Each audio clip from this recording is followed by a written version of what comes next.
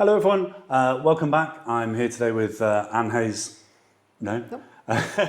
Lucy Ann Hayes Logan from Tusal Paharas, who's chatting to us. If you've been watching the previous episodes, we've been over some visa types and residency types and things like that. But today we're going to look in a bit more detail about something called the Non-Lucrative Visa. You'll often see this written as NLV.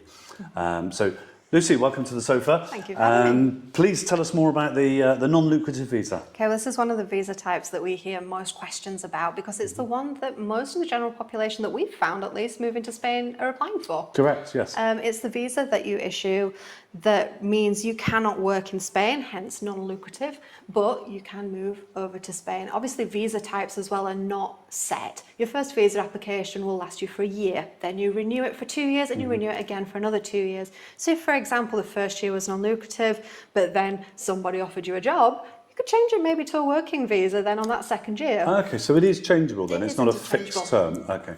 And I know that non-lucrative visa is often termed the retirement visa, Yes. because of course a lot of people retire to Spain, but it's not, you don't have to be retired, No. just have to be able to provide funds to support yourself while not working here. And Is that prove correct? to the consulate that you are not currently engaging in work and will not be engaging with work. Right, okay. We've heard of a few people have slight issues with this where they've presented and the consulate said, oh, you're too young to stop working, which may be, but it obviously wasn't for their case. They've had to prove that they've terminated employment or that they will be terminating employment just because quite a few people used to issue non-lucrative visas and then continue working abroad whilst Right. residing in Spain, which is a very grey area for this visa. It's nothing new. It's nothing that Spain hasn't seen happen before. Yep. Obviously, this isn't really the visa type for that. Okay. So what are the general conditions around obtaining a non-lucrative visa? Non-lucrative visas are not too hard to apply for. One of the hardest things I would say is the proof of funds. Okay. When we look at the exact figures provided by the Spanish consulate, we're looking at... I'll just tell you at home, Lucy has got some notes here, Yeah. partly because, am I right in saying that actually it's to do with a calculation based on the sort of percentage times that you need of what Spain considered to be a minimum living wage? Exactly. So no one's going to remember all of these off the top of their head. So Our indicador público de la renta at the moment stands at 564.90 euros. The point Okay. being cents, obviously. Yeah. So when we are looking for that first application, just referring to my notes here, that first applicant has to prove a monthly amount of 400%, which totals to the 2,259 for that first month. They have to then multiply that by the 12-month application. Yeah. What's really important to keep in mind when we're looking at this is for your renewal for the next 2 years, you will then have to prove funds that hold for 2 years. So it would have to be double the amount that you're going to need for that initial application for your visa. okay. Then there's multiple cases. For example, if you have a child or if you have a married spouse that they want to become beneficiaries of your visa, they only have to pay 100%, which is that original 564.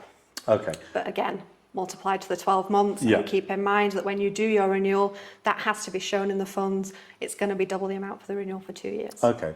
So a ballpark figure, you have to show that you have around 2,500 euros per month of income to get your non-lucrative visa. This has to be income in a sense that it's funds that are accessible to you. So you can't have it locked away in shares that you can't access. Okay. It has to be either in savings or in different procedures like that, in money that you could access to live off. But am I correct in thinking if you have a pension, for example, that's paying that amount, Yes. then that, even though you don't have that necessarily in your pocket, that's still provable income? It proves that you're reaching that amount monthly. Okay, Which is that's what they great. need.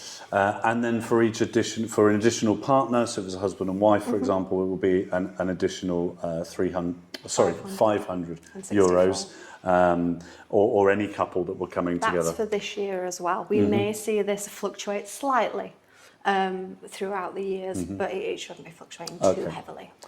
And I'm guessing because this applies to so many countries around the world, the figure is in euros, but of course exchange rates fluctuate all the time, as we very much see that having an impact on property prices. So that 2,500 euros, is there a set exchange rate that's applied, or is it just calculated almost on the day that you're It's you're pretty much applying? calculated to the day. So we always recommend having a little bit extra. You don't have to have the funds in euros. You don't have to have them in a Spanish account. They can be in British pounds. But keep in mind the exchange rate is going to fluctuate. Yeah. And always have a little bit extra so you just don't have to worry about Just it on the to day of cover. your appointment. Okay, because I'm guessing potentially you could have ample income on the day you apply for your visa, but potentially in 2 years' time when you come to reapply, then the exchange rates might be considerably different, and you could fall well below the amount that you need. Of course, yeah, this is a situation that has happened especially to our American brethren across the pond with their exchange rate being quite fluctuous. They've had that problem. Okay, that's good. Something to keep in mind. Definitely. So that's something to remember. And in addition, are there any other criteria that apply or that we should know about? A lot of things that you have to apply for, criminal backgrounds, medical certificates, certain forms need to be filled in. It's not something that you have to have a professional help you with, but it is something that we recommend, obviously, to ask a professional for help, even if it's just, can you review this form and make sure it's been filled in correctly? Because the forms have to be handed in Spanish. So if you don't speak Spanish, that can be rather daunting kind of situation to deal with. We also have the proof of funds, but the medical certificate and the criminal record have to be translated and sworn as well. So you have to find them to be apostilled and have them legally translated in Spain. Unfortunately, your standard translator cannot do this. It has to be somebody who's legally recognised and is on the Spanish board of legal translators. Okay, it's interesting you mentioned something there about things being apostilled. I've been asked this several times, and I'm sure you have as well, but for our viewers at home, please explain, what does apostilled mean? Apostle essentially means stamped. Okay. It means stamped by normally a solicitor, or sometimes some companies just specialise in apostilling documents. It just means it's stamped and recognised as a legal document within the country that you're acting. Great, okay, because that is a question I get asked all the time. And Spain loves a stamp. Oh, we love a stamp and a signature.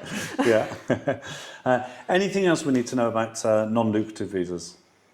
Nothing No, too much that's the in basics. detail. It's pretty much the basics outline of it. There's some fantastic guides out there. People have been applying on their own and they've not been having any issue. And people have been applying with professionals.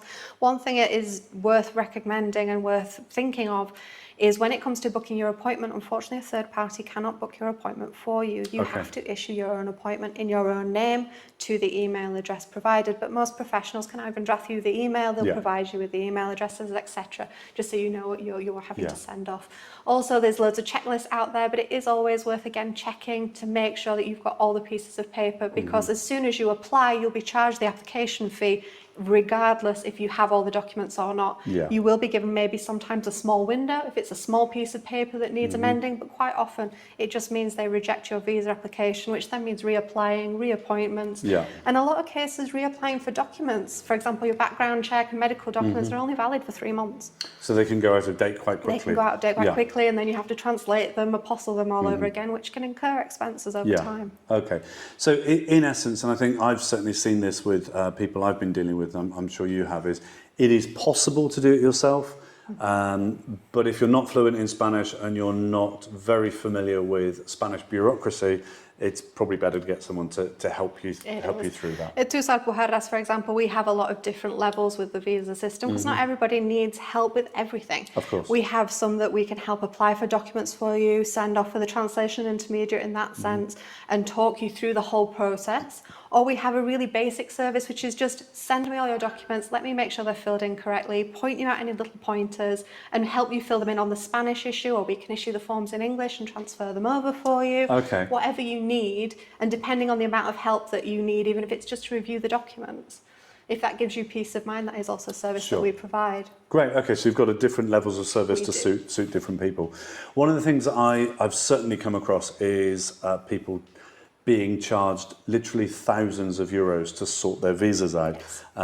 There seems to be a lot of this around where there's, I'm not necessarily going to say a scam, but there's certainly prices are being hiked quite dramatically for something that is, if you're used to doing it all the time, is a fairly straightforward process. It is, yeah. And I know each case is individual, but could you give us a guide price as to what it would cost to use your services, for example, in order to obtain a non-lucrative visa? Well, for non-lucrative visas, for example, for the complete pack, which this involves obviously phone calls, we're going to guide you through the process, tell you where to apply for everything that you need to apply for, or where we can do it for you. We charge €250 set fee. That Wow. doesn't change, and that is just because that covers our hourly rate of reviewing documents, transferring anything that needs to be transferring. Then there is third-party costs. Obviously, the visa application with the consulate, that's a different Yes, thing. yeah. And then the sworn translator as well. She charges a set amount per document, Sure. but we can liaise between for her to make sure your documents are seen to you. You don't have to worry about making sure to answer your emails. Has it Yeah. gone through? Has it not gone through?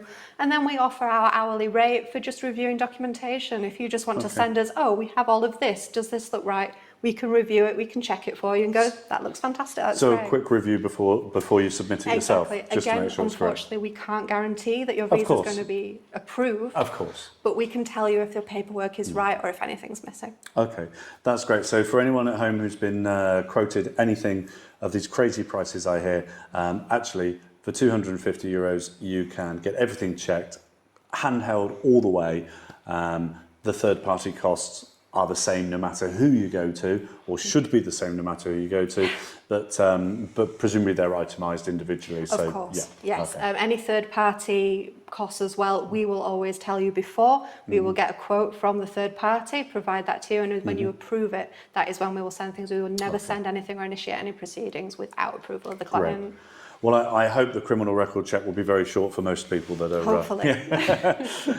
So that's great. Thank you so much for clarifying some of those details, and I hope that's been useful for you at home. If you do have any comments or any questions, don't hesitate to pop them in the comments below. Do subscribe and don't forget to click that notification bell to see the rest of our videos as soon as they come out for you. And in our next episode, we will be looking at Golden visas. golden visas.